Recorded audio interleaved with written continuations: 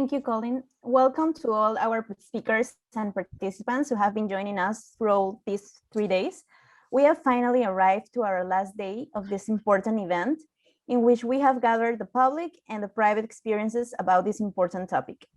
Before starting with our breakout rooms discussion, we will have Colin reading out the survey results. Excellent. Thank you so much, Andrea. Welcome everyone to our day 3. We're very excited about our plans for today because today is the day we're actually going to, I'll show you, roll up our sleeves and generate some final takeaways and observations. I think we had some great presentations to kick off, but let me share my screen here very quickly. And what I'd like to do is share some of the survey results from what we have collected. So, are we looking at APEC ODR survey results? Can someone give me a thumbs up? Okay, great. So as you know, we circulated a survey amongst all of our attendees in advance of the meeting. We only got back 16 surveys, so don't think of this as wildly statistically representative of everyone's opinions. But I wanted to share the results that we got because I think it's very interesting looking at the conversation we're going to be having today. These are the countries we received responses from, multiple from individual countries. So the Philippines, South Korea, Afghanistan, Malaysia, Colombia, Canada. Oh, there's Afghanistan again, Hong Kong, Pakistan, and Brazil. And 85% of the respondents indicated that they worked in government, in the public sector, or for a regulator. 5% of the respondents said they were an ODR provider, and 10% of the respondents indicated they worked with an e-commerce retailer or marketplace. So I think it's interesting to think of this as largely the perspective from the government regulator side. The question of who should host ODR was interesting as well. 85% of respondents said they believe the government or regulator should host. 30% said an NGO should host, and people could pick multiple options. That's why these don't add up to 100. And then 5% said the private sector. Now, this I think is the most interesting result slide. We asked about the priorities. In your opinion, what are the biggest challenges facing online consumers in resolving cross-border transaction problems? And we asked people to arrange the options. So essentially what that did was we collected a score for everyone who responded, and then we aggregated that into a table rank. And what you can see, this is interesting because we have not yet spoken much about this during our prior 2 days, is the challenge of language. And we can maybe dive into that during some of our breakout room discussions. But then number 2, this has been something that we've talked about, enforcement of outcomes and fairness. Number 4, interestingly, was ease of use and user experience improvements. I thought it was interesting when we were talking about Seek yesterday, and the fact that they had vans that could drive around and you could go up and just enter your case right with these mobile vans. I think that's a very interesting accessibility idea, and that gets to ease of use. And then 5th was jurisdictional confusion, and 6th is cost. So we can revisit this list here, but I think it's very interesting that language is number 1, and maybe we can talk a little bit more about what that means. Is it that the dispute is arising between individuals who speak different languages, potentially in like a cross-border situation, or is that people have a difficult time understanding the language in the process? Yes, Betsy. But your question, Colin, was specifically about cross-border transaction problems as opposed to domestic, which may be why people raised the language issue. Well, it's interesting too when I think about Latin America. Obviously, you have one large Portuguese geography, but everybody else kind of speaks Spanish. Now, I know there's different flavors of Spanish. In Asian countries, obviously, that's quite a bit different. Korean versus Japanese versus Indonesian versus Chinese. So we'll have to revisit that. I thought that was an interesting takeaway from the survey. And a final question that we asked is, what role should governments play in ODR? And we didn't get much because this was a text box that needed to be filled in. But one of the responses we received is that government should be the focal point and the regulator for ODR. And another is that government should upgrade current ADR systems which are available to consumers. Government should play the role in upgrading the current face-to-face ADR systems to ODR. And this was another comment that we received. I put it under tip here on the side. It would be advisable for governments to build awareness in the community about the benefits of using ODR, so awareness building. As a first step, government should opt into the APEC collaborative framework, which can help raise awareness in the economies and the use of ODR, that's in the B2B context, and through this process strengthen the necessary economic legal infrastructure for increased use of ODR for consumers. So the tip from this respondent would be start with B2B and then use that framework to extend that similar types of capabilities to consumers. So those were the main takeaways that I wanted to share from our surveys. And with that, let me hand it to Betsy to summarize our takeaways from the last 2 days. Thank you, Colin. And so much happened in the last 2 days. It was such a rich conversation, and I think a lot of people were very anxious to kind of dig deeper in some of the issues. So we thought it might be helpful to just kind of do a review of what we heard from all of you, as well as from our speakers, and that will help to tee up our conversations in our 2 breakout rooms, where we will, as I said, dig a little bit deeper. So one of the takeaways is that ODR is still very much a work in progress. It's kind of a dynamic conversation. As you may have noticed, when Yoshi and Colin got into their little nerd discussion about all sorts of jurisdictional issues, I mean, there are still things that are very unresolved and complex issues. At the same time, there are a lot of things that are already settled. When we heard from Jeannie, we heard from Leah, basically everyone, you know, there are certain fundamental considerations, I think, where there is a great deal of consensus, and that may help us kind of figure out how we build out from that. So the first thing, as we look at what this, what the consensus are, is what we've noticed is that there's a lot of material already out there. So a lot of groups have spent a lot of time thinking about what the protocols are, what the procedure should be, what the substances should be. So the first thing I wanted to raise up was some of those resources that are out there. From UNCTAD, we heard from Arnaud, who talked about the guidelines that they are producing and their work there, and they already have some guidance on ODR. From Melbourne University, we learned a lot about how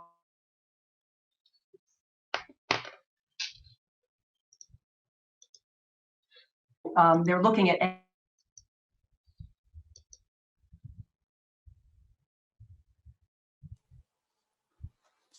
Betsy, unfortunately, your audio and video is breaking up a little bit here. So maybe we'll give Betsy a chance. Let me here, and I will mute a few others. And we'll see if Betsy is able to reconnect. We might need to come back and revisit Betsy when she's able to get her connection reestablished so that she can share the rest of the takeaways. I see she's just disconnected. And I know that that can be a heart attack when you're in the middle of a presentation at a conference and then your connection disappears. So my thoughts go out to her. But as soon as she returns, oh, here she comes. Hi, Betsy. Off my camera. Okay, I think that makes sense. Sounds good. Good. And so what I'm, where should I start, Colin? Where did I start breaking up? You were just barely getting into it when you started to break up. Oh my goodness. Yeah.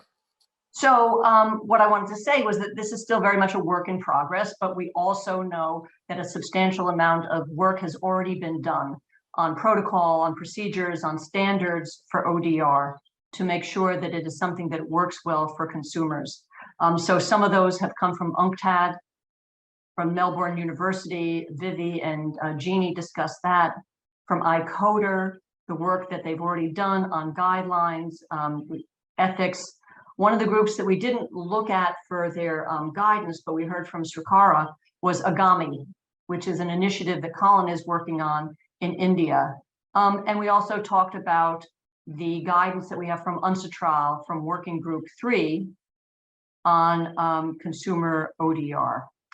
When we are writing up the report that will come from this will also have a substantial bibliography and a link to resources so that you will have a lot of the material there that you can use for your, as you explore how to pursue ODR in your economies. But here are some of the high level takeaways that I heard, and just by taking notes. Any system that's pursued should be either low cost or free to consumers. The system should be transparent in terms of the status and the outcome of the dispute. It should be easy to use. And this is a question of accessibility, also for vulnerable consumers, low literacy consumers, and maybe that's one of the key populations for which this is most essential. We should consider the accessibility on various platforms, on smartphones, but also phones that don't have that smart capacity, and how this would be accessible through those. We heard about interoperability, and this is to facilitate cross-border conflict resolution, something that requires a little bit of looking ahead. I think a lot of people are focused very much on the domestic issues, but the next step, of course, would be focusing on cross-border transactions. Oversight and accountability was a theme that we've heard throughout, that in order to have legitimacy and be trusted, any ODR system must be accountable to some other authority. It should be trusted, it should be safe. So we heard a lot about also the data security and privacy issues and having a technical system that is resilient. It should be speedy. Someone said last night, people are more concerned with having an outcome quickly than getting their money back. So it needs to work quickly. Of course, impartiality is important. Privacy is important, maintaining ethical principles. So these are some of the very high level principles that we'll see, throughout the literature here, but we wanted to tee these up so that when we do go into our breakout rooms, these are some of the themes that are in our minds. So Colin, back to you. Thank you so much, Betsy. Yeah, I posted a message in the chat. What's going to be a little bit different today is that this is going to be a very interactive session. And what we would like to do now is to go to all of you to get some feedback on some of the takeaways that Betsy has just shared. I think we're interested to hear from all of you what some of your breakthroughs or your aha moments were in the presentations we've watched for the last 2 days. Also, your sense of what the key priorities need to be in terms of where we need to get smarter, where we need to document best practices. And then the last thing is, if there's anything that you think we've missed, not only what were your key takeaways, but is there a topic that we should have spent more time discussing? As I said, I was surprised when I looked at the survey results that language was at the top of the list. Maybe that's something we should have spent a little bit more time on. We did talk about enforcement, but we didn't really spend that much time presenting and discussing it in detail. So please, if you have thoughts, comments, or questions, feel free to put them in the chat, or you can use the raise hand functionality within Zoom, or you can even just unmute yourself and start speaking. So please react to some of the takeaways that were shared by Betsy, and also please identify if there were any topics that were not addressed in the past 2 days that you wish we had addressed.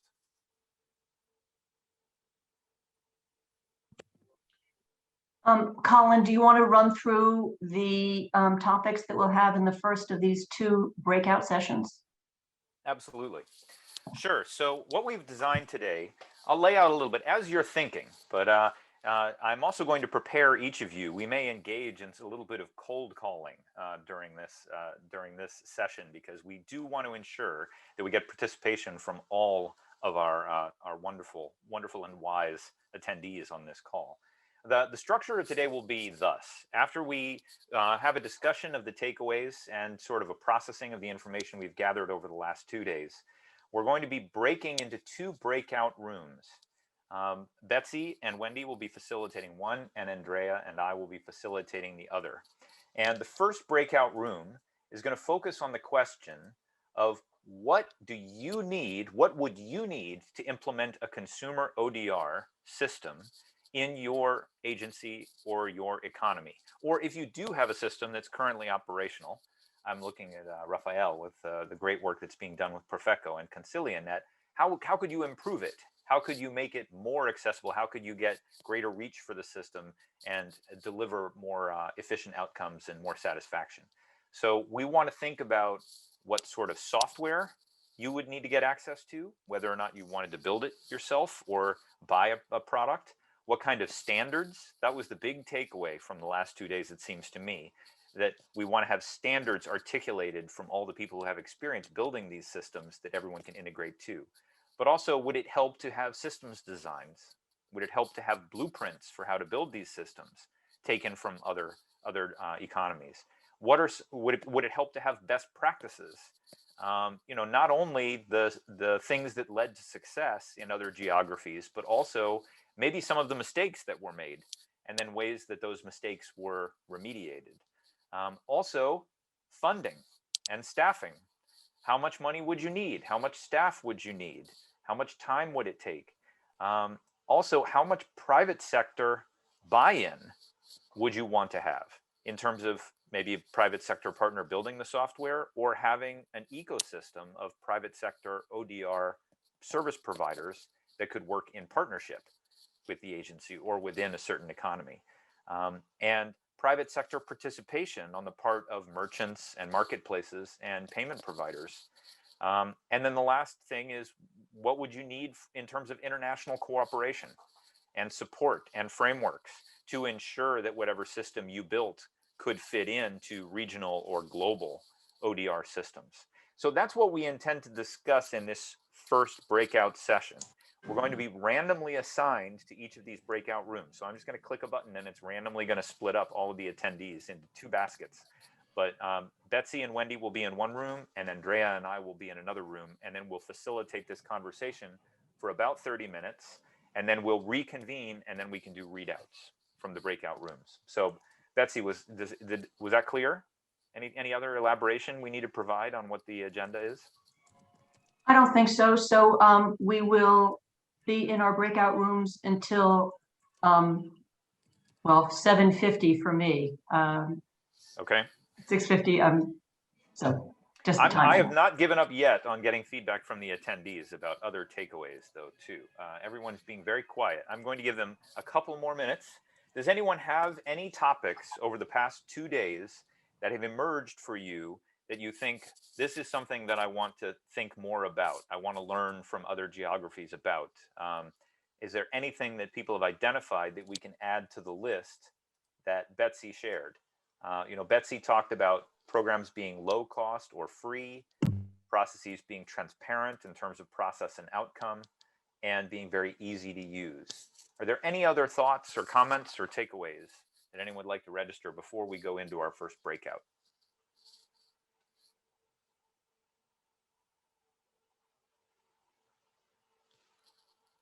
Okay.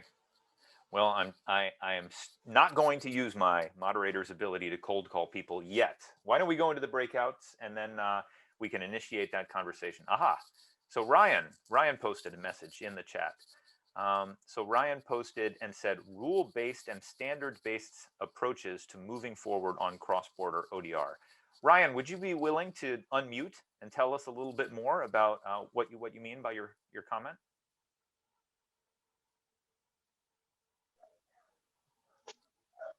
Yes, good morning from the Philippines. Sorry, I'm keeping my video off to sustain my.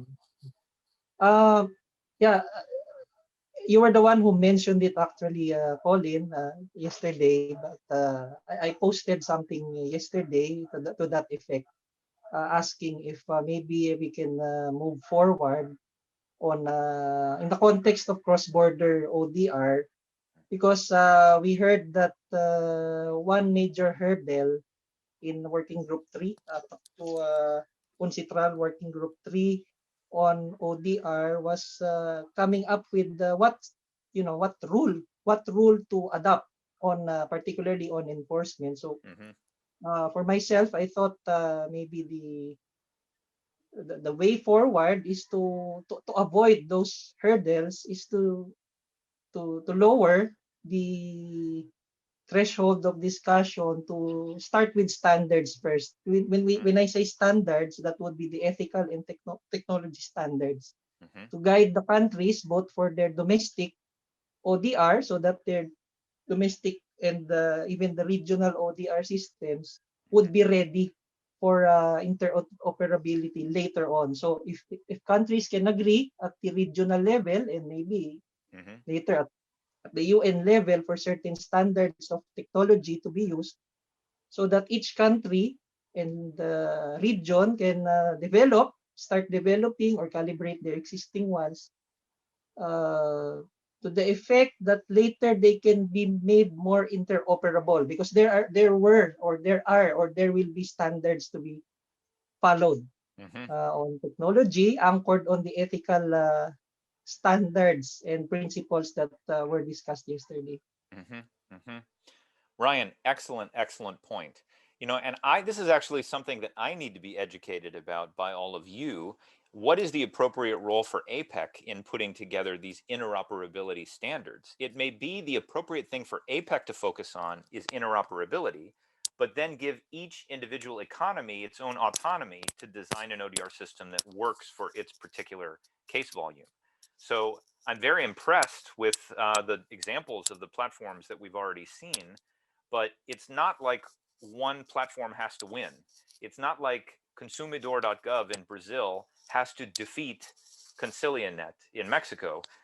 It's fine for different countries to build different systems based on their individual needs. But Ryan, what you're saying, and I think is very helpful, is the international organizations can play the lead in establishing the standards, so that if a case needs to go from a consumer in Brazil to a merchant in Mexico, the two platforms can interoperate. And that may be an appropriate thing for an international organization to focus on, while providing enormous autonomy to each individual economy to determine how their individual platform should operate. So I think that's an excellent point, Ryan. And I don't know if anyone else wants to speak to that. I know APEC is putting a lot of work into this B2B ODR framework for small and medium-sized enterprises to resolve commercial disputes. That's quite a bit different than consumer cases, because you're dealing with two equally powered parties between the complainant and the respondent in a B2B dispute. Wendy, it looks like you might not agree, which is interesting. But in a consumer context, you have obviously enormous power differentials, because the consumers don't have a general counsel. They haven't gone through hundreds of disputes. So maybe that was why the commenter in the survey said, let's build off of B2B progress in APEC and use that on the B2C side as well. But I do think that there are new challenges to tackle here. And that, Ryan, I think that's exactly what you're addressing, is what is the appropriate role for APEC to play in that interoperability in terms of establishing those standards, so that as every country builds its own ODR system, they can opt in to the framework and just kind of click in to what previously exists. So Rafael, I see you posted as well a comment. Very complete list of takeaways. Design is very important, as highlighted yesterday. Do you want to say a word or two about that? Oh, just very quickly, first of all, congratulations to you and Betsy for this space. It has been a great learning space for us that are interested in ODR. We're looking at what we have done, but we're looking especially at what has been done that we haven't reached yet, especially AI and algorithms, bots, and design to engage both consumers and suppliers to participate in the platform. So we're looking at other examples at other jurisdictions, and the list of takeaways you made is pretty complete. So great. Thank you. Although what you say is very important, Rafael. You talk about design is very important. One of the things, I do a lot of work in court-connected ODR, where they're using online dispute resolution in courthouses. And one of the things that has become a touchstone of court ODR is what we call HCD, human-centered design, which means we have to look ruthlessly at the needs of the disputants in using the software. And oftentimes what happens, particularly in public technology projects, is the needs of the agency dictate the design of the software, not the needs of the end users, who are the citizens and the consumers and the litigants.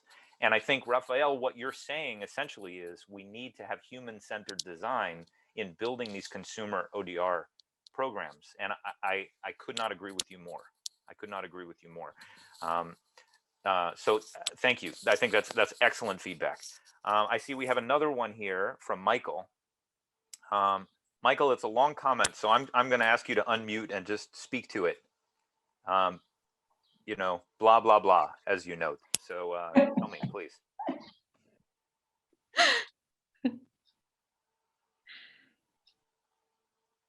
He can't unmute. Interesting. Well, Michael, that's a first. I promise, Michael, that was not by design. That is not human-centered design to prevent you from being able to mute. Let me see here if I have my.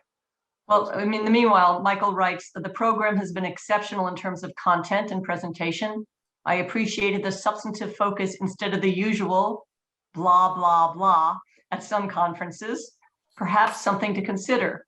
An expanded discussion of how to encourage provider participation where a mandatory ODR system isn't mandated. And I think this is, Colin and I thought that this is a key issue of how you get buy-in, what the value proposition is for businesses to participate in ODR. So absolutely spot on. He also is thinking about in the US, the Better Business Association rating system, so that you can look up a company and find out if there have been complaints and how responsive they have been to consumer problems. And then he adds, I can't unmute.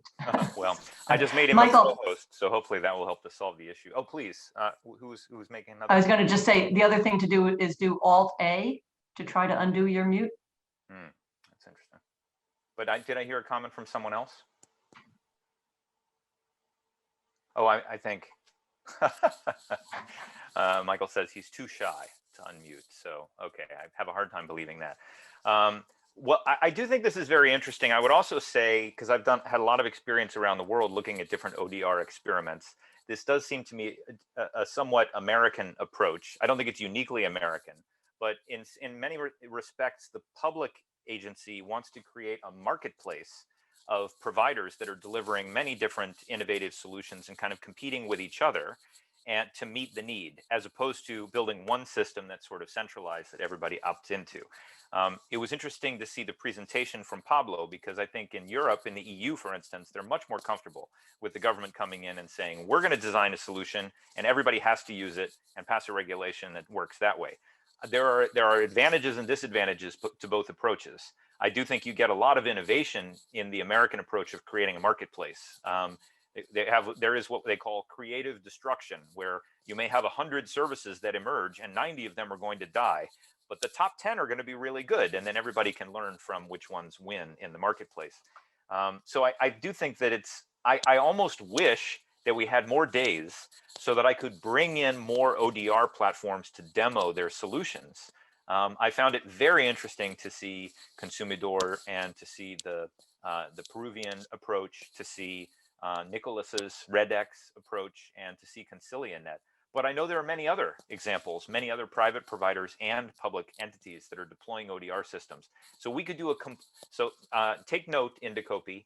We need more money from APEC to do another session where we can just come in and show all of the platforms back to back, because there is a lot of exciting innovation out there.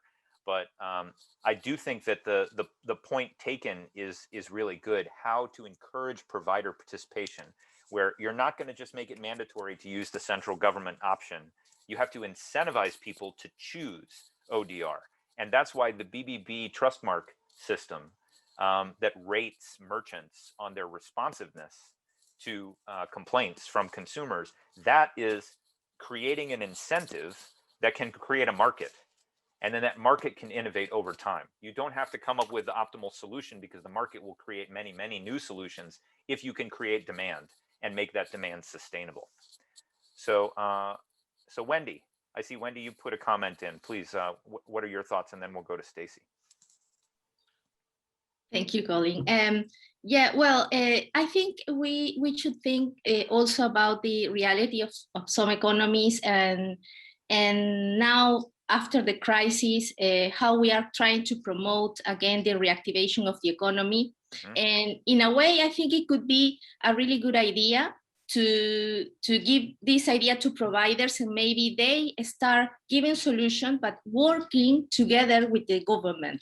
So maybe a way of having this data and share it with the government, with the Consumer Protection Agency, can be a way that the providers in general can behave better. And this is the way that in the copy looks after this reclama virtual. There's a virtual complaint that it's the Luciano share the main idea of this virtualization of this service, because we were giving this in the presential way in a national, in all our branches and offices in Peru, but we virtualized this service in 2019, and it worked really well during the COVID-19. That it rose in 200% of demand for consumers for us, and the idea now is to empower this service, giving the information like the BBB of which are the providers that goes to the conciliation service, or when they resolve cases, the time that it takes to resolve these cases, and these services for free. So in a way, we are trying to give the incentives to the providers to start thinking about solutions from themselves, and not only thinking that the government is going to give these solutions.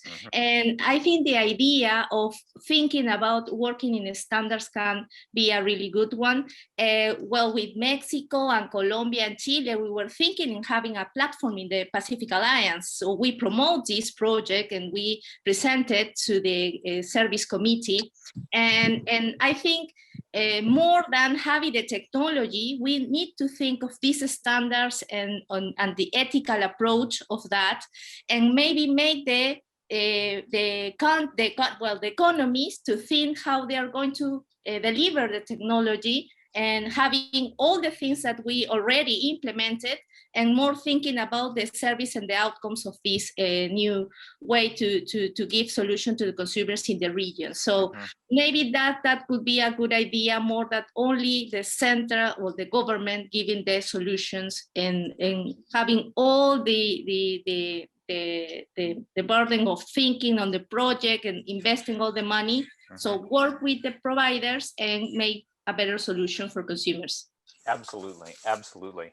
Well, what's interesting to me, a takeaway from the presentations, is investments in ODR paid off in spades during the pandemic because volumes increased so much. But even then, when you look at the total volume, even after Brazil made Consumidor mandatory, you're still only talking about a couple 100,000 disputes. And I know that Brazil has a backlog of 40 million consumer cases in the courts. So the cases that are making it into these systems are still only a tiny portion of the total number of cases that are in society. So exactly as Wendy is saying, maybe we need to focus on creating standards that can come from the government to urge private providers, because that's where most of those disputes are going to be resolved. And then the public process, again, is sort of another step in the chain if it can't be resolved in the private phase, but also looking at these standards for intercooperation between the different economies.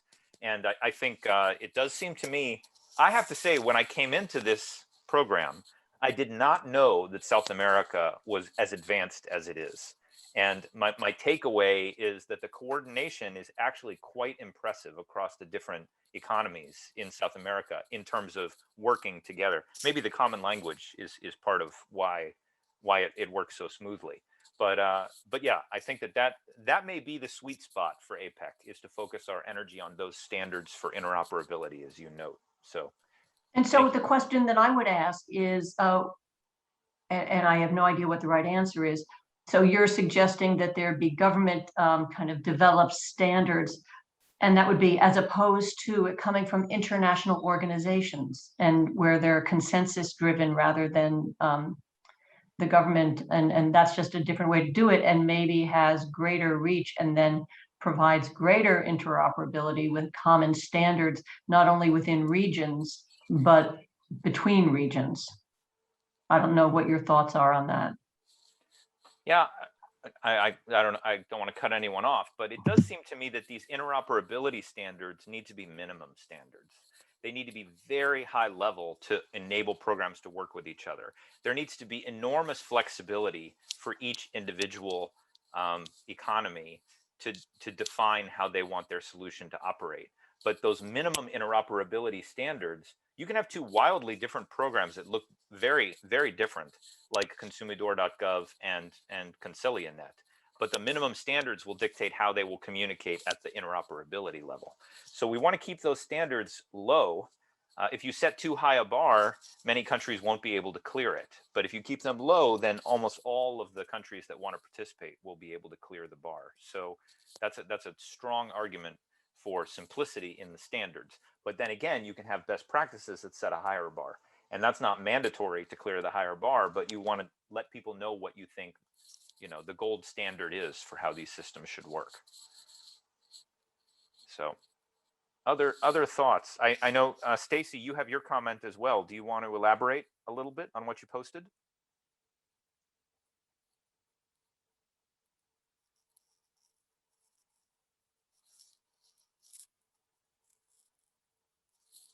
Stacy, are you there? Are you on mute? Why don't I read out her comment? She says, one question I have is how the discussion of ODR systems here and the principles for good ODR translate to the world of large online platforms, which play an outsized role given their volume of e-commerce in this area.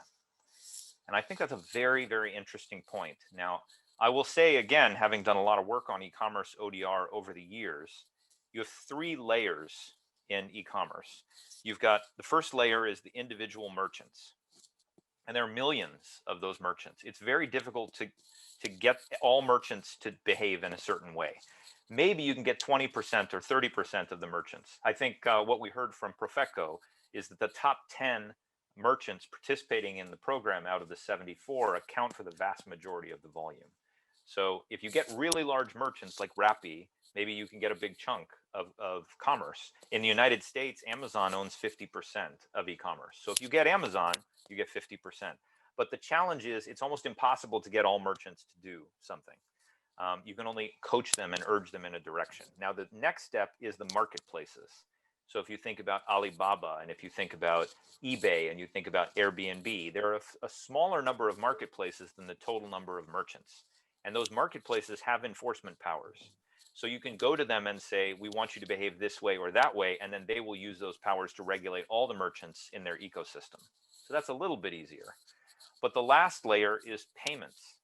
And payment providers, there's not that many payment providers. If you get the top 5 or 10 payment providers, you probably get 95% of the market.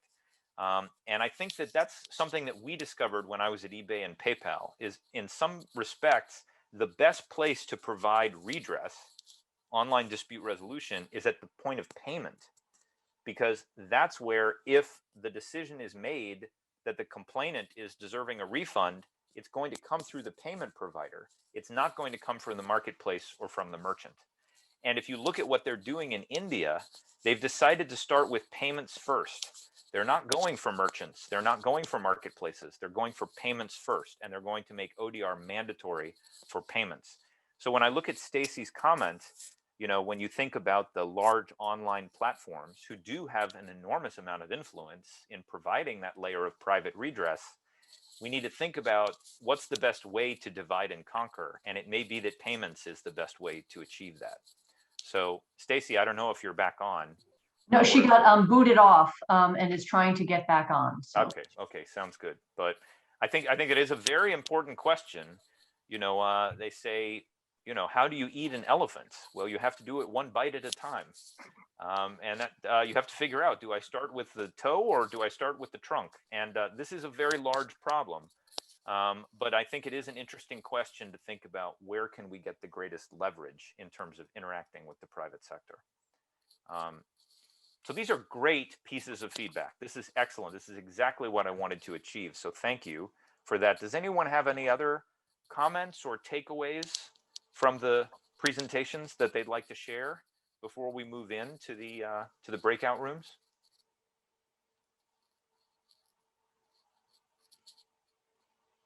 Okay. Well, with that, Betsy, I'm tempted to divide everyone. Cleave our participants down the middle and put one half with you and Wendy and one half with Andrea and me. How does that sound? You're the boss. Okay, that's what I like to hear. I'm a big fan of benevolent dictatorships, so I will be the benevolent dictator. So let's see. I am going to now create breakout rooms, 2 breakout rooms, and everyone will be assigned automatically into the breakout rooms. You'll receive an invitation, and please accept that invitation. And I will ensure that breakout room 1 is Andrea and me, and breakout room 2 is Wendy and Betsy. And I think our plan is to reconvene together and to read out. So Betsy has a copy of the questions we're going to address, and I have a copy as well. We're going to discuss those topics, and we're going to reconvene at 5:10 p.m. It's now 4:42 by my clock. So we're going to do the readouts at 5:10 p.m. So that's approximately 28 minutes from now. So, okay, is everyone ready to be thrown into their breakout rooms? All right, I am creating them all, and I'm opening all the rooms. So please accept and go into your meeting rooms, and we will reconvene. I will close the rooms in about 28 minutes.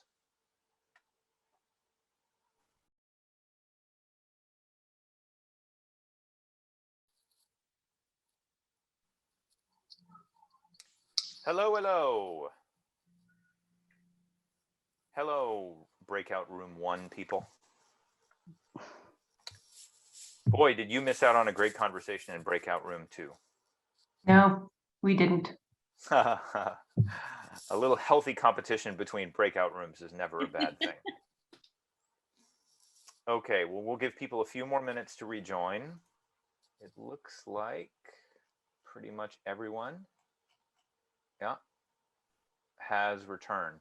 Okay, so why don't we do a readout from the 2 breakout rooms, and we'll just go in numerical order. So please, breakout room 1, share some of the takeaways that you had from your conversation with the wider group. Wendy, are you okay with sharing the readout? The discussion from our group? Or would you like me to? Okay. We failed to discuss that at the beginning.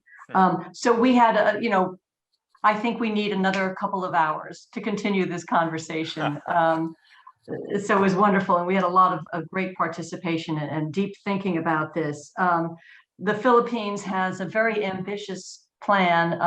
And am I getting broken up again? No, we can hear you clearly. Okay, because I'm getting an echo here. So they are taking advantage of the APEC framework and the UNTITLed technical notes. But as described earlier, they really are looking forward to having some kind of standards that will move things along. So they already have a legislative initiative that they expect this law to pass that is intended to promote e-commerce and then direct the DTI, Department of Trade and Industry, to create this ODR system. But they're already well on the way, working also with the private sector systems. There already are existing private sector systems on e-commerce. So I think that they're looking for kind of an agreement on minimum standards, exactly, Colin, as you described it, just having kind of the simple framework from which they can build out a larger, more ambitious ODR program. But one of the issues, one of the things that they are struggling with is something we also heard from Srikara, which is in rural areas where there's inadequate bandwidth, where people don't have the technology to do this. These are people who are probably the most would be most advantaged by an ODR system, will have technical bandwidth issues of getting access on whatever the platform might be.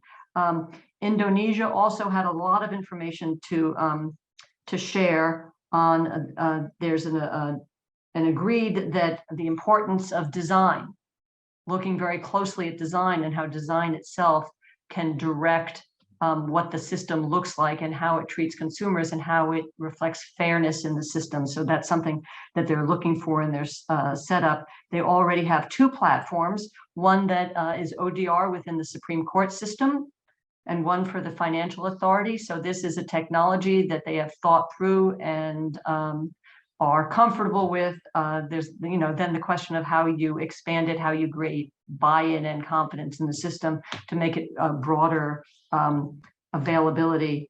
And then from Mexico, one of the things we have been talking a little bit about how COVID may be one of the benefits of this is it's forced us to be really serious about how ODR works, because with more people at home, when an ADR system is not feasible because there can be no person-to-person contact, they have suffered with capacity problems, that there is too much traffic on the system. So trying to figure out how to build out the capacity of the system to deal with surges.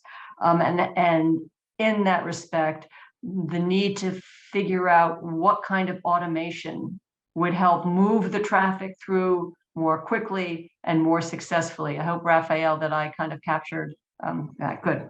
And then we're very pleased to hear from Vietnam as well.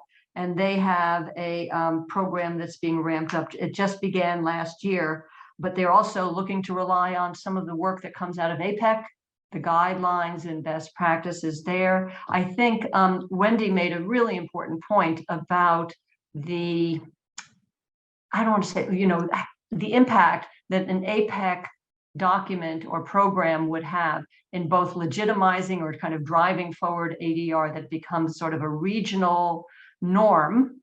And the more substantive, whatever our output is here, the more beneficial it will be for those countries who really need to take large steps to move in that direction, that it could be have the imprimatur of APEC, which I think would be very valuable. I know in UNCTAD, and Wendy pointed this out, I think that ODR is also a high priority for them. And when they've had peer reviews of UNCTAD countries, one of the things that they routinely look at is the extent to which these countries have focused on implementing ODR. Wendy, I'm happy to have you cover anything that I've missed, or any of our. That was everything. I think is a good opportunity that we were talking in the group to work maybe in these standards, because there are some countries that maybe we are in the way of developing this kind of solution. Others, like Betsy says, like Mexico is the grandfather for Latin America, and other countries just are thinking how to develop in this. So that could be a really good result to the first standards for APEC economies, and then continue building on them, sharing in these spaces the result of our interventions. And I think one of the interesting things of making this an APEC and even an UNCTAD priority is that people will be able to share.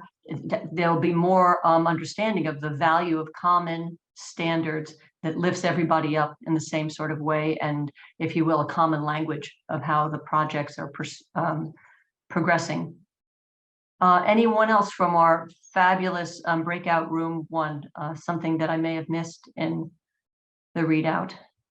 And not everyone had a chance to talk because we ran out of time. Great, so thank you. Thank you for a really rich discussion, Colin. Great, and I'm actually going to turn to Andrea to do a short summary of some of the takeaways from our breakout. So Andrea, please. Yes, thank you, Colin. We, in our group, are you hearing me? Okay. Okay. Yep. We answered to the question, what can we do to provide a good ODR system, and what would help to make, if we have an ODR system, to make it better? S2 from Indonesia said that it's important to have a system designs, and she focuses on blueprints. She said they have some platforms private based, but it's hard for them to decide which one is better. We saw a list of private platforms, but as there are so many, it's hard to decide which one is better.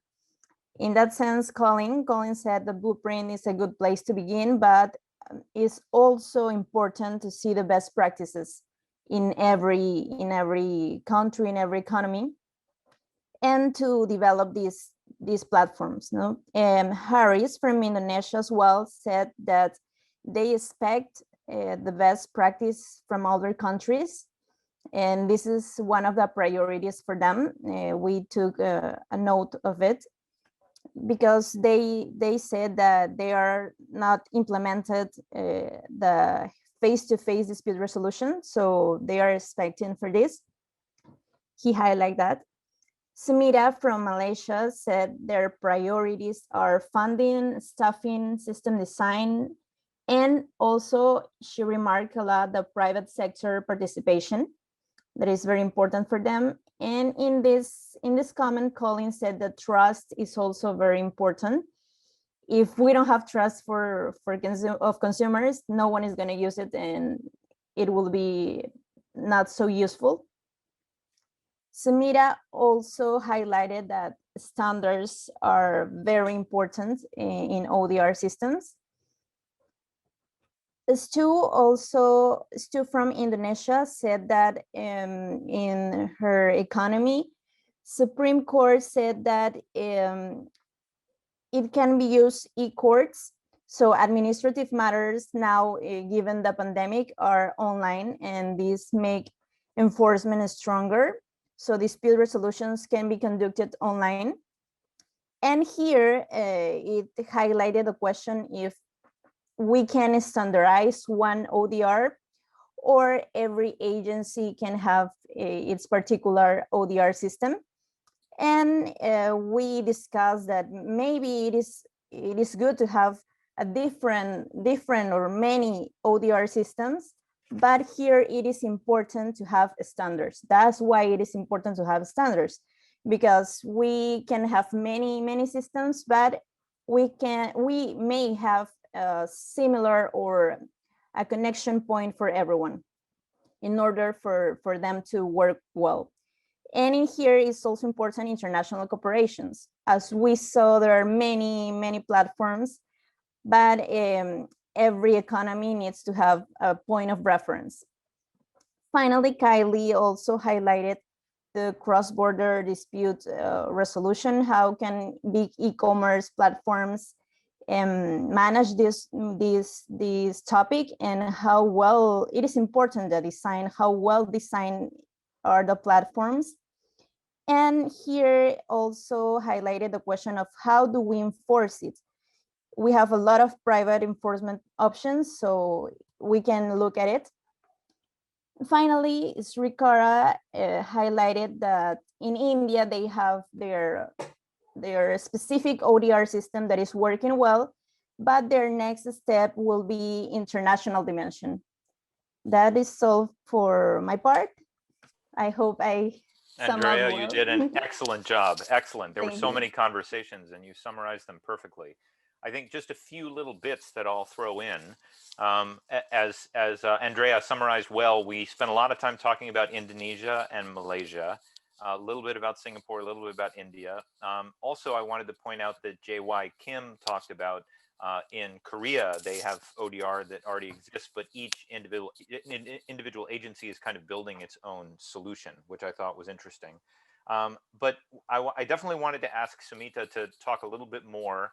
Not only is her organization in charge of regulating ADR providers, face-to-face ADR providers, and we talked about how that provides a really strong foundation for envisioning ODR, because there's such a good understanding of face-to-face dispute resolution. So it's more just the online transformation.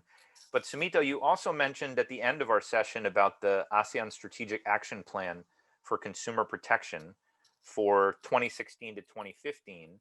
And all of the ASEAN nations participating in that strategic action plan are currently working on establishing an ASEAN regional online dispute resolution mechanism, or maybe set of standards. So Sumita, could I ask you to just speak for a minute about that, your experience with that, and kind of where that project is? Hi everyone. So actually, this is being done by the ASEAN Secretariat.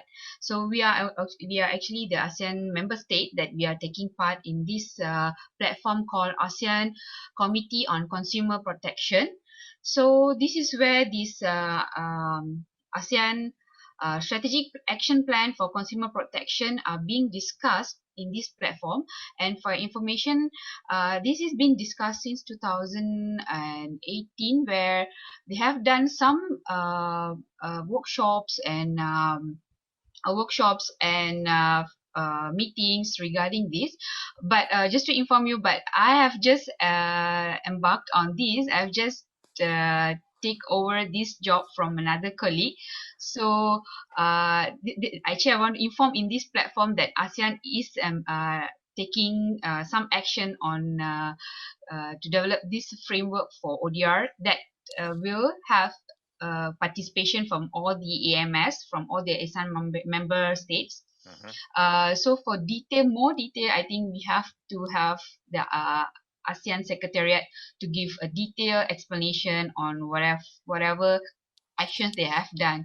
And for information, next week from 3rd May to 6th May, the ACCP, ASEAN Committee on Consumer Protection meeting will be going on for 4 days. So this ODR will be a part of the agenda that we will discuss during that meeting. Wonderful. Yeah. So that's we won't put you on the spot. Hopefully you will take everything, all the value from this meeting, the APEC meeting, to the ASEAN meeting and say, here are the things that I learned last week. So that's great. Definitely. Yeah. So thank you so much for that update, Sumita. The other thing is that Harris from Indonesia mentioned to us that they are planning to participate in the UNCTAD design that Arno mentioned as well. Harris, do you want to speak to that for a moment? Yeah, we are very lucky that we choose by the UNCTAD as one of the beneficiary for the blockchain ODR. I think it's maybe the momentum for Indonesia to adopt the ODR system in Indonesia, because we are, as I mentioned to you, that we don't have any ODR system in Indonesia, but as also mentioned by S2, that the court already used the virtual court process. I think maybe we can have the support from the legal institution to establish the ODR system in Indonesia. It does seem to me, and Harris and S2, correct me if I'm wrong, it seems that the judicial models are more of a model, inspirational model in envisioning consumer ODR in Indonesia. I remember what interested me about the consumidor.gov presentation is they were so proud of the fact that they are not a judicial model. They are completely separate from the court system. But obviously, courts are dealing with consumer disputes every day. And it seems like Indonesia's courts may be a little bit ahead in terms of thinking about how to use ODR as a result of some of the pandemic transformations. So what? But I have a question about that. And that is whether the ODR in the judicial process deals with different sorts of disputes than what we would see in a general commercial dispute, where you bought a product, it wasn't delivered. This could be something that would normally and so those normally would not end up in a civil court because they are low value, but whether what they're looking at in the judicial function are things that we would normally see in courts that are now being directed into an ODR, ADR platform, and whether that makes a difference. So I just want to. Oh, please. Yeah, I just want to respond to Colin and also Betsy. Just like a little bit clarification. It's true. It's correct that the Supreme Court has enforced the dispute resolution to be conducted online, and also it's from the administration until to the hearing. But also outside from the court, that the Financial Service Authority, they already established an online system for the dispute resolution since December 2020, and it's been effective for 3 or 4 months. And in this past 4 months, they say that they receive more than 80,000 complaints coming to them, just focusing on consumer protection and on the financial services. So it means that if there is an initiative just from one institution that want to like resolve like the consumer dispute online, that the demand is high. But the thing is that not all institutions that they want to establish this kind of system. Just like a little bit of clarification, Betsy, and also Colin. I get your point as to, yeah. I mean, one of the things, and I'm eager for the members of my working group to correct me if I'm wrong in taking away this impression. When in a lot of the conversations that have happened within APEC for B2B ODR and that happened within UNCITRAL, the focus was very much on cross-border disputes between consumers and merchants in different countries. And what I heard loud and clear is that's actually not the top priority of many of the people that are in this meeting. It seems that it's much more about using technology to provide efficient resolutions within a particular geography. And Shrikara, I'm going to come to you as well. I know now India is maybe a unique case because we're talking about 1.1, 1.2 billion people. So, you know, that's all within one country. So 95%, 97% potentially of the disputes are going to be Indian merchants versus Indian citizens. But when we looked at all the list of priorities, the takeaway from the presenters was that we need standards and we need international cooperation. But when I listened in the working group, the takeaway was much more, we need blueprints, we need best practices, and we need funding, we need staffing. And it's not primarily the cross-border challenge that's top of mind. It's using technology, ODR, to deliver solutions in country. And I think that that's a refocusing that's important because we didn't have that orientation in the presentations. Shrikara, maybe you could speak to that a little bit as well. I mean, just in the Indian context, I do think those concerns really come to the fore. One is because I think it's kind of infamously popular that India's judicial system has been very overburdened with a lot of pending cases. I mean, lakhs and lakhs. And I do suspect you could expect similar problems to come up when it comes to creating capacity in terms of technical capacity as well as managerial capacity to run ODR platforms. So I think by that, I just mean that it may be difficult to find the right amount of neutrals who can manage a number of disputes at the same time, create technology platforms that can manage a lot of traffic at the same time. And I think all of this kind of comes back to the point about what is the pricing model that ODR platforms are going to adopt, public or private, because this is going to be a slightly tangential example, but I do suspect you would see elements of this plaguing the ODR system as well. So in India, we have a financial payments technology called the Unified Payments Interface. What this does is essentially kind of connect various banks to a similar platform. So if a person wants to make a payment, they're not restricted to making payments within their bank, or you know, it's basically an open payments platform, if you can call it that. So this platform kind of saw a lot of growth within the first year, but then what happened after that was it saw severe technical decline because none of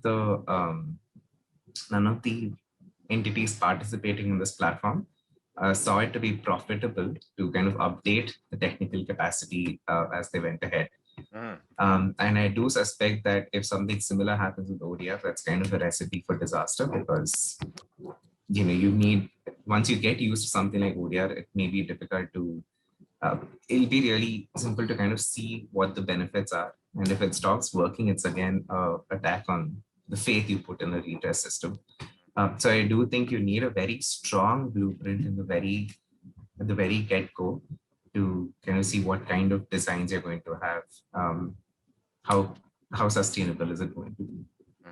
So if I may ask, I wondered then if you think a more sustainable model is one that is not driven by the government and political considerations, or you know what might be the new big shiny thing, but initiated by the private sector and given its sort of market appeal with a trust mark, whether a public or a private model might be the more sustainable one. I actually don't think I know enough to comment on that yet. But not think in India, historically, a justice system has been run by the government, including the, so I was just telling Colin about how the traditional Lok Adalat or the People's Court system, which kind of uses ADR to resolve small ticket disputes between consumers and providers, that was taken online by the government during the pandemic. And I do hear that it had seen some phenomenal success. Now, this is something that has been run by the government for many years. It comes out from a National Legal Service Fund. So, I mean, that could just be one way to ensure continuity of dispute resolution. But if it's more of a private sector model or a public-private model, I think we will have to put some thought into what exactly the funding structure there is going to be. But I personally do not know what that could look like. Yeah, I mean, this was another point that was made in the working group, is this notion of these pre-existing dispute resolution mechanisms that had legitimacy within society, and then you can sort of digitize them, and then people trust them out of the box because they understand what that means. You don't have to educate. You know, the next topic we're going to discuss in the next working group is how do you do outreach? How do you educate consumers about the availability of these tools? How do you explain how they operate and the fact that they're trustworthy? And I think the Lok Adalats in India is a great example of using an infrastructure that previously existed, but modernizing it with technology, and you already have that awareness, you already have that legitimacy. And I think it's an interesting question on an economy by economy basis to say, are there existing solutions we can leverage? And that's why I'm saying that Sumita in Malaysia, I think, has something similar that she can leverage because she's already regulating face-to-face dispute resolution. This is just an evolution of that. But I would push back, Betsy, again, and Srikara, I do not presume to be able to speak to the Indian experience better than you, but I have been involved with a lot of these discussions around the rollout of ODR in India. And I know the UPI APIs, in essence, that the government has promoted, you know, the government can be very pushy in India. The Modi government, you know, they will say everyone has to do this. And the National Payments Corporation of India and you know, Niti Aayog and some of these government entities, they're creating enormous momentum. And now they're talking about building ODR into the UPI code. Now, it's interesting that because there's not a financial rationale, people aren't using the UPI because they don't see it as making them any money. But I think the government in India, based on my observed experience, they will not be shy saying at some point, you have to use this, you know, or, you know, if you don't use this mechanism, there will be financial penalties that, you know, may be levied upon you down the road. You know, India is the one economy in the world that I know that's actually eliminating paper currency and forcing everyone to move to digital payments, you know, on a currency by currency basis. And that's causing enormous churn within society. But the government is very forceful in saying, we think this is a better way and we're going to make everyone go over there. So India, I think, does have a very vibrant private ecosystem of ODR providers. And a lot of the banks like ICICI, they're working with small providers like Sama to do their innovation in ODR because they know that that's a better way to make rapid progress. But I do think that the government is creating that market in a very forceful way. And you see buy-in from the Chief Justice of the Supreme Court saying, we are going to build a parallel system for resolving these digital payment disputes outside the courts, and it's going to work through this mechanism, and everyone is going to be forced to use it. And that, I don't see a lot of other economies around the world that are taking as bold steps in terms of creating a market for ODR. So Srikar, let me just give you an opportunity to respond to my observations from afar. Thank you. You're right. I think a lot of the technological developments that have happened in the last few years have been a very top-down. I mean, they've been driven by orders from up above, mainly, you know, after the demonetization policy that the government had. I'm just worried that, I mean, although there are these private platforms in India and the public platforms, I'm just worried that this approach might be a little, it might not consider the incentives for why private sector entities, I'm not talking only about ODR providers, but also financial sector providers in this case, why they are in the businesses. I mean, what they want is to provide services in exchange for profit. It's a private sector thing. And one thing that we're seeing time and again in our interactions with providers, and more generally as well, is that grievance redress is not at the top of priority for providers. It's something secondary to secondary or even tertiary for a lot of providers. So if there is a top-down pressure to have to invest in a grievance redress system, I don't know how sustainable that's going to be in the private sector. In the payments market and the UPI one, the ODR policy there are still in the form of guidelines. So the central bank said, we advise you to have this particular system. And they have a very vague blueprint outlined, although they kind of say what the ODR system has to do. But yeah, I don't know at what point it's going to come to incentives kind of clashing between the government and the judiciary and the private sector. Well, Colin, when you were giving a readout of the surveys, over 80% of the respondents, and even though this was not a large number of respondents, thought that a government sanctioned, a public ODR system was what they were seeking or what they identified in their country. So that certainly seems, but every economy has kind of a different political structure and legal structure, and some are more market-based than others. So I think this is still an open question. And I think this comes back to Stacy's question on when you have big e-commerce platforms, what is the level of accountability there for what the standards are when they're just kind of developing? And this is your business, Colin, but I think when we look to other economies, there may not be that same kind of market accountability or transparency in how their systems work. So I think it's a challenging issue. And sometimes you just have to play the hand that you're dealt, right? when your legislature says that in the Philippines, here is the bill, and it's up to you to develop these systems, you salute smartly and soldier on. But well, and as I noted in our working group, everybody said they want blueprints and best practices. Well, I know a lot of the blueprints and best practices because I've deployed the dozens and dozens of these implementations. And one thing I've seen again and again and again is ODR systems are always initially launched as a voluntary program.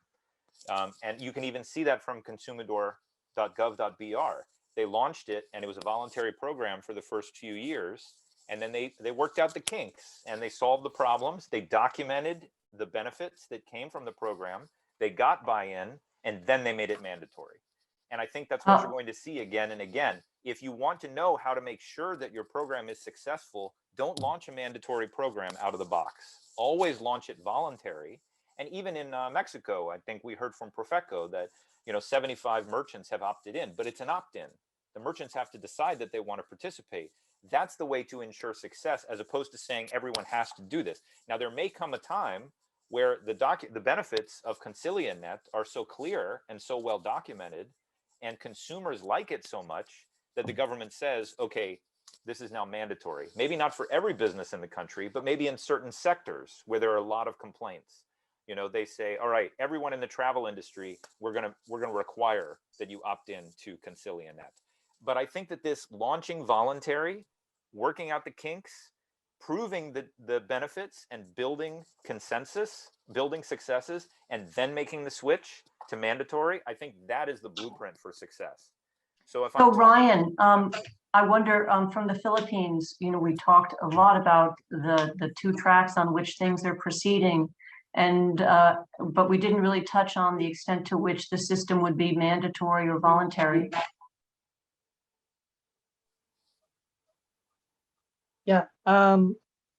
Regarding the bill, the legislative track, what is the mandatory part there is for the regulatory, the consumer protection agencies to work together to establish that system, to make it available in the short term. That is the mandate, but not really mandating the private sector and the providers to institute or use it. I think the framing of the measure is government to work out on an ODR system, make it available, but not to the tone of making it mandatory for the private sector as yet. So I personally subscribe to the idea that it should be, that should start voluntarily on the part of the private sector. But we firmly believe that the government must move forward on it, make a government system available. Then, as Colin explained, once that is tried, tested, reliability has been seen by the private sector, then the regulatory framework can later include the mandatory use of that system. So in our case, again, the policy framework is just to proceed developing it, mandating the agencies and providing resources, work together, develop it following the international standards, but not yet mandating the private sector to use it because there's nothing yet to use in mandate. So we're still at that point. So not mandating yet the private sector. That makes a lot of sense. Thank you, Ryan. And Raphael, correct me if I'm wrong, but I remember from the early days of ConciliaNet 10 years ago, the first businesses that were opted in were kind of quasi-public businesses, like the electricity provider and the water provider. They weren't, they are private businesses, but it was easy for the government to say, we want you to participate in this program because there's a very close relationship between the public sector and these particular industries. And then once the successes were documented, because ConciliaNet was showing 95% resolution rates with those early disputes over electricity and water bills, then private businesses started to come in that were more separate from the government. So again, I think that this charm offensive is the way to go. You build consensus behind the tool with these demonstrable successes. And you also have regulators saying to businesses, if you participate in this program, we're going to look kindly upon that because we know that means you're participating in good faith. And then I think you're creating incentives that over time, people will make the switch of their own accord as opposed to being forced into it. So Shrikar, yeah, please, Raphael. Oh, yes, I just wanted to say that, yes, one of the areas is electricity. We do not deal with water suppliers, but okay. But like you said, it is important to engage with the big suppliers. Like the electricity here is governed by it's a state enterprise, electricity, but also we have big suppliers in the telecommunications area. We do have Maestro Filiberto Ibanez. He's not in charge of conciliation in the area of telecommunications. Telecommunications was such a big concern that in 2015 there was a specific area to do telecommunications. But getting them on the platform was a big challenge, and hopefully it's getting redress for consumers, which is one of the main goals for Profeco. I will say, having done telecom ODR systems around the world, telecom is a very private organization. There's so many different cell phone providers and so many different mobile providers. I remember when I landed in Mexico City, my phone came up and there were 10 different providers I could pick from, whereas electricity is usually not like that. Usually you have one company or maybe two companies that you can choose from. So it's better to start with the simpler, more public initiative and then move into the more complex marketplaces subsequently. Okay, I'm looking at the time and I'm noting that this is the end of our debrief period for Working Group 1. As much as I'm enjoying this, I think we should probably take a short break, 15 minutes just to get up and stretch our legs, and then we can come back and have our second breakout group, which I think is very focused on sort of key takeaways, next steps, and action items. Betsy, do you have anything you want to say before we break? No, I think actually this discussion goes right into what we anticipated talking about, which is buy-in from industry, buy-in from government entities, and so yeah, I think you nailed it. Okay, well that's I like that. We're on time and we're on topic. So everyone take 15 minutes. It's 5:50 on my clock, and we're going to come back at 6:05. So exactly 15 minutes from now, we'll reconvene and then we'll do the second breakout group, and then we're going to be in the final hunt. So thank you, everyone. Enjoy your break, get a drink of water, and we will see you back in now 14 minutes.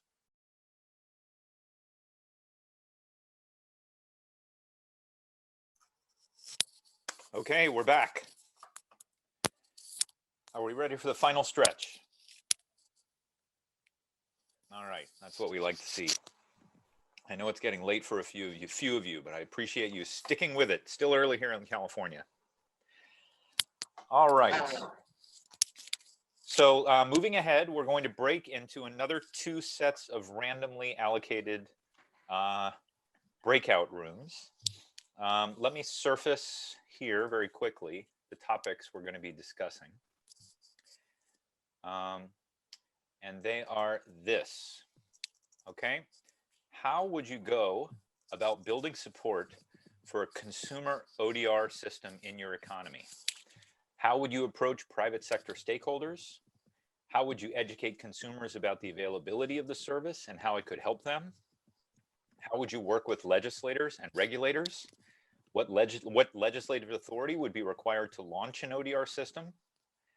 And then we're going to talk a little bit about what are the essential attributes of this consumer ODR platform.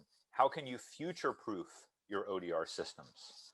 Ensuring your design is not good only for now, but perhaps out of sync with where e-commerce is growing. And this is a lot of what we've been talking about over the past 2 days. You know, if AI is going to become very common in 5 to 10 years, and we're going to see more and more cross-border cases as people get more wired and e-commerce becomes more common, how can you future-proof your design to make sure that you don't build something perfect for today that's going to be out of date? So these are the topics we're going to address in our next breakout session. Betsy, do you have any other commentary you want to make before we throw everyone into the rooms? No, that's it. Thank you. Okay, great. So again, this is going to be a random assignment. We'll see how it goes. I suggested to Colin that we have Sophie, our AI specter, do our breakout rooms, but she probably Sophie's not with us tonight.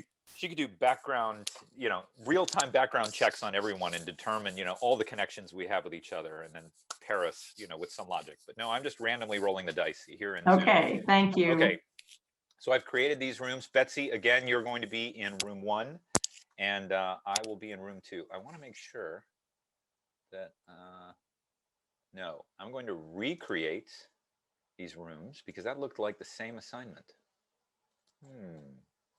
Nope, that one looks different. Okay, great. We've got it worked out. So I'm going to open the rooms right now. Our timeline has us going from now until, when does the breakout end? 6:35.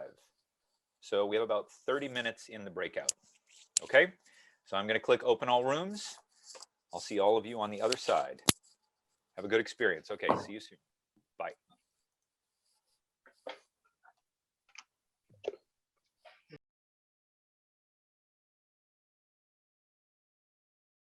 Anyway, Betsy, Wendy, it looks like you had an excellent conversation in your breakout room because people were reluctant to leave when I shut it down. So I'm sorry. Well, I was in the middle of a sentence. You interrupted me.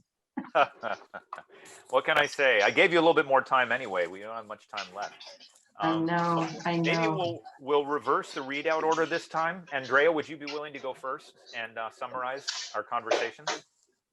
Yes, thank you, Colin. We, in this breakout room, answer the question of how would you approach private sector, how would you educate consumers, and how would you let them know about ODR? First, Stu from Indonesia highlighted the data protection matter and that that they don't have a law for data protection privacy, so that would be very helpful to place ODR in this field. Did you hear me? Yes. Okay. And Colin said that maybe data protection is one of the best ways to start in ODR field.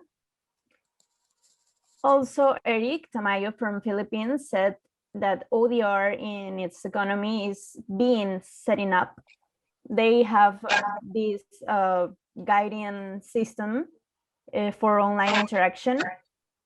And after that, we answer a second question of how can you future-proof your ODR system, ensuring they will work for a long term.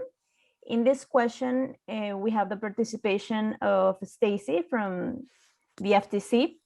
She highlighted that in the US, they don't have much ODR mechanisms.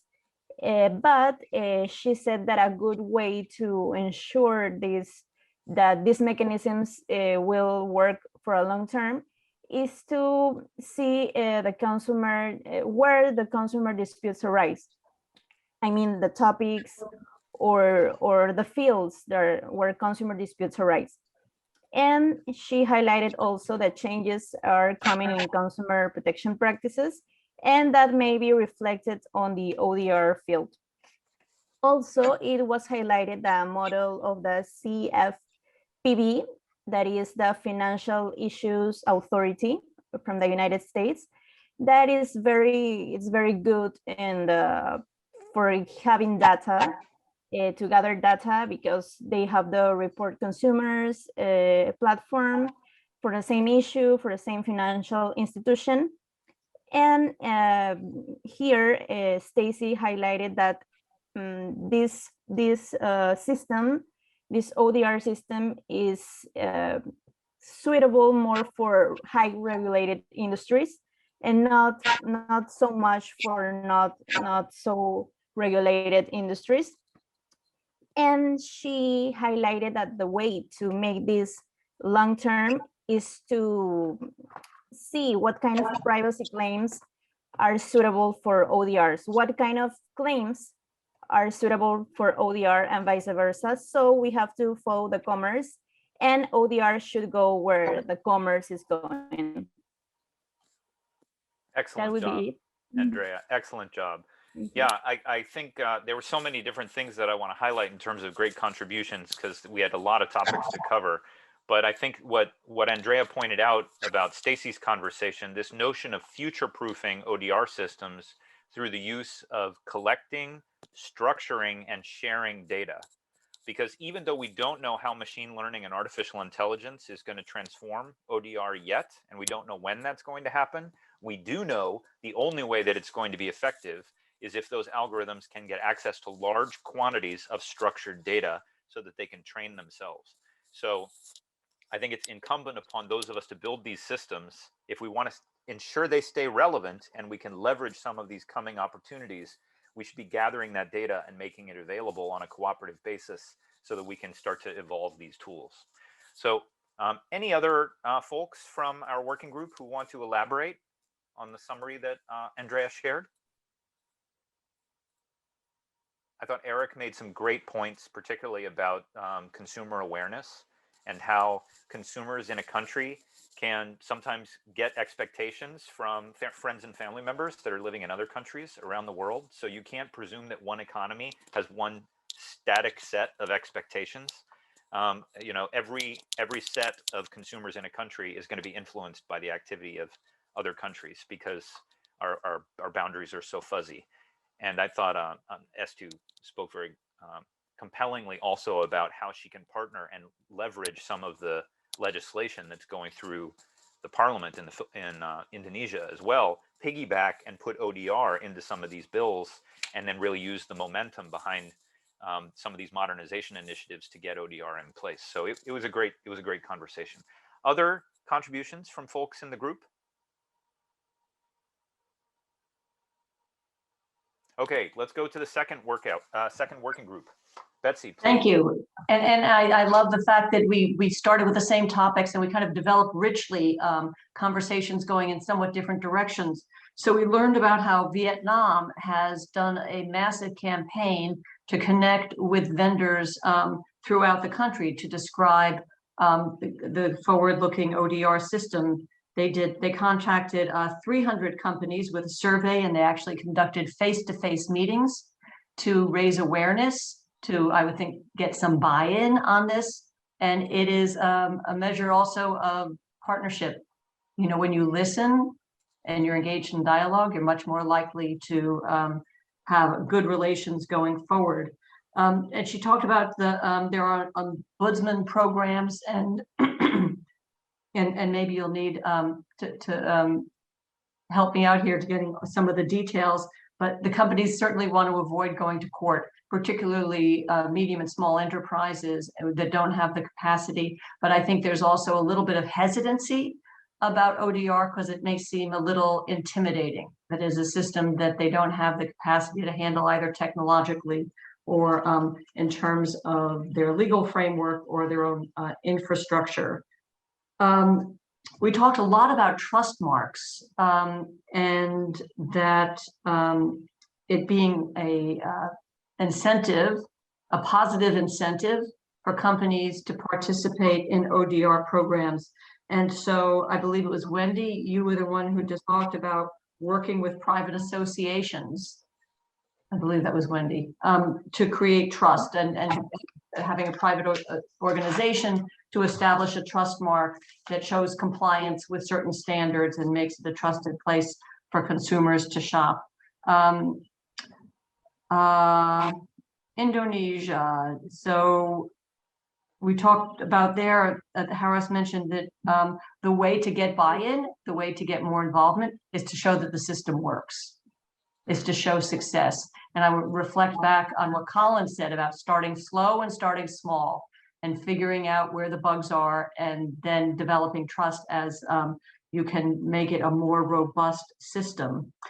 We also, in the context of the Philippines, they're talking about how to get consumer trust in ODR. So the fact that the portal for ODR will rest with the Consumer Protection Agency gives an element of trust there as well, that they know it's a trusted place, it's a familiar organization, and that might help give some more comfort, as I said, trust for the consumer. Mexico also just released a trust mark, Rafael told us, and it shows that the participants comply with a code of ethics, and also that the merchants can use their own ODR platform, or they can refer, they can have links from their site onto the Profeco site, again, which shows some kind of imprimatur of the government that they can have this link and also a trusted way and an option on how to proceed. So not surprisingly, I think both from India and the Philippines, there are real challenges in a multilingual economy where there are dozens of languages spoken and relied upon. And so how do you develop trust in a system where consumers cannot communicate with them? So they talked about the necessity to make sure that the system has the technology so that anyone in that economy can use the system easily, regardless of what language they speak. That I think is an essential attribute, particularly even, for domestic. I think in the survey, this issue came up with respect to cross-border trade, but in a lot of economies, it's also an urgent issue domestically to make sure that you're reaching all of the people through the language that they're most comfortable. So we talked about creative ways of outreach, of how you get consumers to trust this, particularly in cultures where redress or some remedy for wrongdoing is not something that you assume is there, and having appropriate funding for this. So sometimes when you get funding, it's for the technologies, it's for the consultants, it's for your staff, but is it for outreach? Is it for communication? So remembering that you need a campaign, you need to have kind of a way of getting people into the system. And when you're looking at your funding, you're looking at how you organize and promote this system, finding creative ways using social media, using campaigns that have, themes that make people feel like this is something that's worth doing and is, again, a trusted, a lot of the time, people back into ODR not as a consumer protection issue, but what we've heard in the last 3 days is it's a way to promote e-commerce. Well, that's a backwards way to get to a consumer protection issue. But if you really want to promote e-commerce, the most essential element is trust. And that's why these systems are so essential. So that's something that we kept going back to. Srikara, I want you to give us, the whole group, a sense of what the Mobile Vani program is and how that might have an analog for ODR and promoting it. And before I turn it over to you, because I said the word van, just reflecting back on Colombia and SIC, and that they have mobile vans going around the country helping people get their complaints into the system. And so that's just this wonderful creative way of approaching it. So mobile vani. Thank you. Thank you, Betsy. So I've just posted a link on the chat for everyone to see. So this platform is run by a not-for-profit entity called Gram Vani. I think what they strive to do is to almost run a grassroots level social media platform of sorts that is driven mainly by IVRS as opposed to other social media companies which are mostly urban centric and have a more text-based approach. So although that is their main idea, I think one of the main services Mobile Vani provides is to, I'm sorry, you're going to hear a train horn. Please do excuse me if you do. So yeah, so one of the main services that they offer is to collect consumer experiences with government welfare services over an IPRS line. And when they do that, obviously some of these experiences have grievances like maybe say that a consumer was not, a citizen was not able to register for a government service, or there was some other service delivery failure. So what the Mobile Vani providers do is they record those complaints, triage them at the back end to identify where exactly there's a service delivery failure, and then create a database of sorts. Where is exclusion mainly happening? Why is it happening? And then take it up with the relevant government authorities to kind of remedy that for the consumers. So I think there are two big takeaways for me from here is that considering this portal kind of runs on IVRS, it's very suitable for low technology environments. I think the take up of this platform has been pretty high in among the users of Mobile Vani. And second, this also happens in the local languages. So it kind of overcomes that barrier that some countries might face with its consumers in terms of just, how do you communicate in vernacular? How do you communicate in different languages? So, this platform might not be a full spectrum ODR like we have been discussing over the past 2 days, but I think at a very basic skeletal level, just the idea of providing redress digitally through a phone call in multiple media kind of can serve as a template, I think, for at least beginning out with ODR. And sorry, one more big takeaway is that considering this is, I think the portal kind of leverages the power of community that people have, which by saying that, X person also faced this issue. So it's not something that you alone are facing, or that it's not your fault that this issue exists, but it's something that needs to be rectified at a systemic level. So I think there is a validation loop that automatically gets created. So I think all of this could help in popularizing ODR systems and furthering redress. Wonderful, thank you, thank you.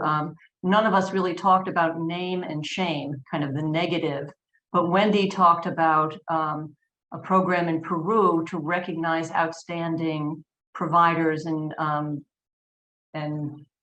giving them kind of the stamp of approval. Could you just give us, repeat what you said about how you recognize those who handle consumer issues very well? Thank you, Betsy. Yes, we have an award here in Peru. This year is the 8th version of it. It's called Primero los Clientes, so clients first. And we recognize the best practices from providers for consumers. You need to prove that you already implemented this and has impacts to consumers. It's not only to give information about a good practice that you have an idea or maybe you want to implement. You need to be, and show evidence of the implementation. And it works really well. And the category that appears in each versions is the complaint management.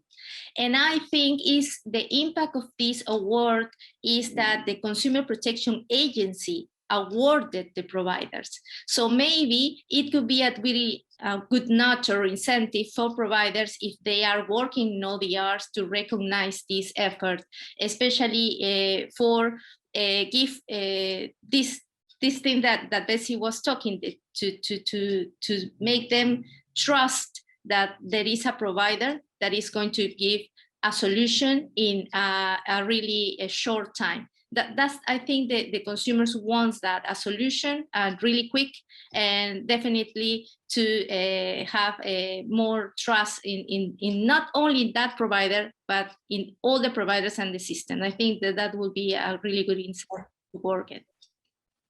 Thank you. So for my friends who are in the group, is there anything else that anyone would like to raise that I missed? There was a lot of rich conversation. I'm sure I didn't capture everything.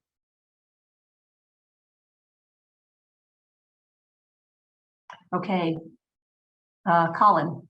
You know, there was one other point from our working group that I wanted to surface that I think S2 made. Keep me honest, Andrea, but I think it was about, again, when we talk about these legislative initiatives that are moving through in Indonesia, one of the areas that has a lot of forward momentum is data protection.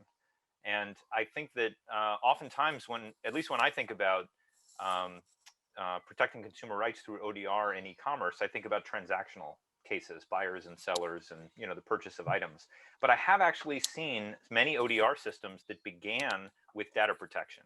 And if you think about the European safe harbor requirements, they actually required businesses that abided by those requirements to set up an ODR mechanism so that people could complain if they felt that their data had been violated. And for many companies, that was the first ODR system that they had ever built. So I would just say to everyone here, when we think about what is fertile ground for beginning an ODR system, it's not necessarily tangible transactions. It could be services and it could be data protection. And I thought that was a point that S2 made that was very well taken. And in terms of advice, blueprints for other economies looking to deploy ODR, don't overlook. I know in Singapore, some of the earliest conversations around ODR were around data protection.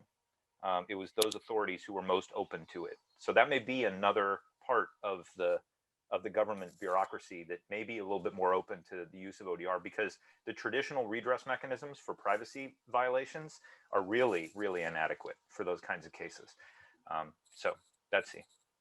I was thinking, so you're talking about data privacy as being one of the areas where you might introduce ODR. And so I think a lot of people are talking about, we started ODR in this segment or in this, the financial sector, but all you need to do is kind of get your foot in the door, and kind of normalize ODR in one sector. And then as it grows out, people feel like this is such a better option for them than one, doing nothing. Right. Number two, going to court, which usually is not worth it either because the money is not big enough or the court system is overwhelming. It can be the only result. So I like the idea of if it can incremental. You start with finance and then it becomes, it grows on itself. So is that, Colin, in the countries where you've worked, does that seem to be a pattern at all? Absolutely. Yeah, I call it land and expand. If you can get success in one area, I mean, I was doing all these e-commerce disputes coming out of eBay and PayPal, and then I got a call from the tax authority and they said, hey, we have these tax disputes. Would your system work for these disputes? And it turned out to be a great fit. And that was the next big target for us. I didn't know anything about tax disputes. So once you start to get some traction in one application vertical, and you can demonstrate the benefit there, you're going to be surprised because there's so many other types of disputes that are out there. And it may be that somebody comes from completely left field, something you don't know anything about, and that may be your great next vertical to tackle. So you don't need, as we say, pardon these Silicon Valley buzz phrases, you don't need to boil the ocean. You can find a small application area and succeed there, and that will give you the foundation that will build into other areas more effectively than by peanut buttering too thinly your services across multiple categories, and then you never get the success metrics that help you get to the next level because your resources are spread too thin. So don't make the perfect the enemy of the good. Focus on one target initiative, get the success, and then expand, as Betsy describes. So, okay, I'm full of advice like that, but I see based on our time, we only have 10 minutes left, and we have several other things that we need to do. So Betsy, is there anything else we need to do in terms of a readout from the breakout rooms before we move into the final phase here? I think we've got it. I'm still thinking about peanut butter and boiling the ocean. Don't boil your peanut butter too thin. No, that's so American, right? No, I think actually we had, maybe almost, 35 people on tonight, and it was the perfect size. Really a wonderful, manageable group, and really high level thinking, the perfect way to culminate this 3-day adventure. So no, I think we're in good shape. Thank you, Colin. And I will say before I hand it to Wendy for her final comments, the onus now shifts to Betsy and me to distill all of this value that we've generated together and to put it into something actionable, concrete that we can share with all of you. So I'm looking forward to it. Betsy, let's just stay on after this and we'll stay up all night, writing the report. No. No. Okay, that's fine. But this has been wonderful, and it's been a real pleasure. I've learned so much from all of you. I think I'm very optimistic. I can't wait to see the systems that emerge in the Philippines and in Indonesia and in Malaysia. I think if we can distill these best practices and provide that and increase the likelihood of success in those economies, then this will be more than worth all of the work that we're putting into it. So thank you. So with that, Betsy, maybe we should hand it to Wendy for her final comments. Wendy, please. The floor is yours. You. Thank you, Colin and Betsy.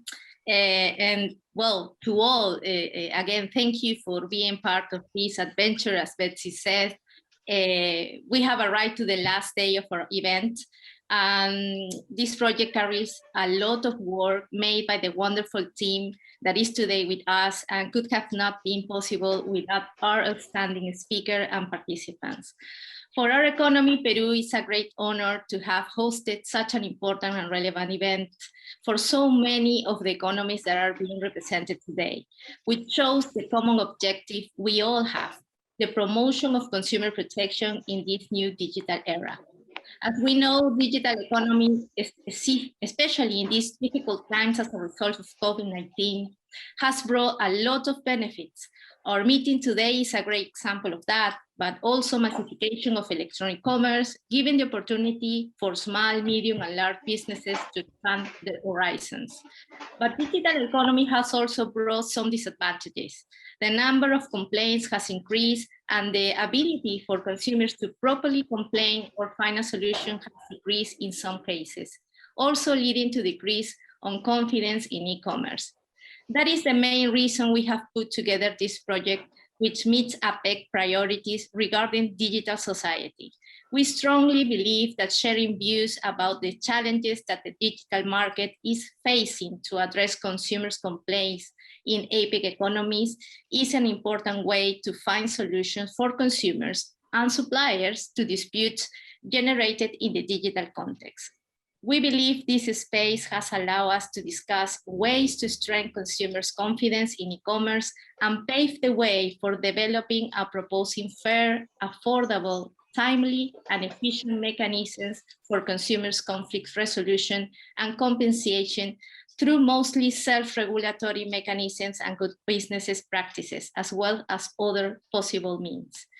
With this project, we see that to reduce the disadvantage I mentioned, given the great potential of digital economy to reduce gaps between consumers and businesses, and showing it is possible to work together, public and private sector, on the achievement on one objective, promoting electronic e-commerce and protecting consumers efficiently.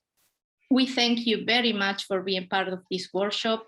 This has been a wonderful activity for sharing experiences from representatives of the public and private sector on promoting consumer protection in the dispute resolution and redress mechanisms in e-commerce. Thanks to our speakers and participants, representatives of public and private institutions for joining us in this 3-day event.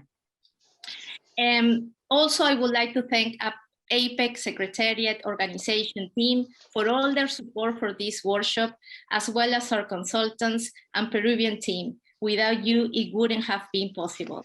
It is important to highlight the female participation in this workshop. Peru looks to foster the equitable participation of women in the digital economy. I must say that governments play an important role providing the empowerment of women on the field of consumer protection in the digital economy, and we have benefit of the equitable presence of women and men in this matter. Again, thank you, all of you, for the great presence and participation. Wendy, thank you for your leadership, your vision. Andrea, Walter, I mean, what a wonderful group to work with. It has truly been a privilege. I feel the exact same way. This has been a wonderful project start to finish, and I'm very excited to see where we go from here. So with that, maybe Andrea, can you wrap us up? Yes, thank you, Colin. Thank you all again for your valuable presence and participation. We hope these 3 days have been enriching for you. It sure has been for us. And we're sure we will have an important set of recommendations to promote best practices in consumer dispute resolution in e-commerce in our final report, which will be circulated for your comments. Thank you again and keep in touch. Thank you, everyone. Thank you, everyone. Stay well. Thanks a lot. Be healthy and keep in touch. I love meeting you all. Thank you so much. Thank you so much. Thank you. Bye. Bye.